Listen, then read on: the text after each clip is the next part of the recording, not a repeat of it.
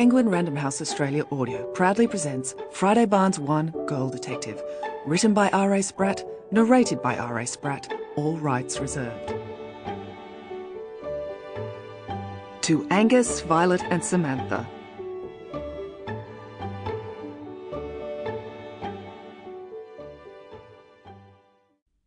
Chapter 1, The Beginning.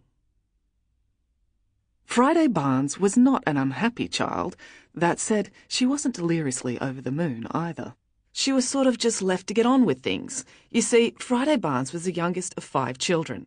Now I know what you're thinking. 5 children? Her mother must have been so busy. What a workload. What a chaotic house they must have had. Well, that's not how it was at all. Friday's mother was a very systematic woman. You don't get a PhD in theoretical physics if you're not good at being methodical. And that is how Mrs. Barnes approached child-rearing. She decided she wanted children, so she allocated 4.5 years out of her career to have them. She spaced them exactly 18 months apart, and when the oldest started school and the younger 2 were in daycare, she went back to work.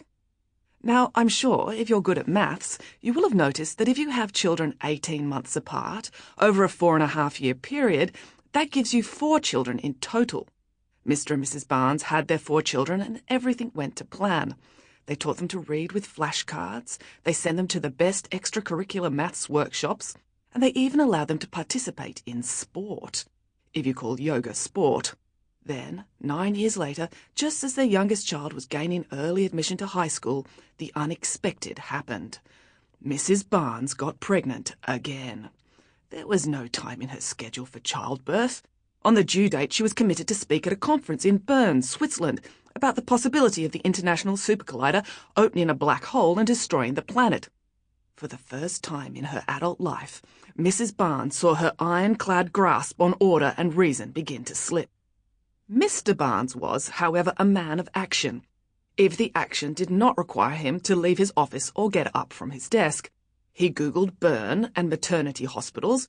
They discovered that one was just 3 kilometres from the conference centre. Mr. and Mrs. Barnes both breathed a sigh of relief.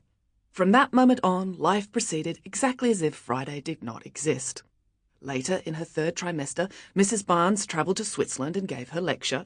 Halfway through, she started to feel labour pains, but she was able to hold on throughout the PowerPoint presentation, and only the people in the front row noticed when her waters broke. And so Friday was born, and she was named Friday because that was what her parents thought was. Sample complete. Ready to continue?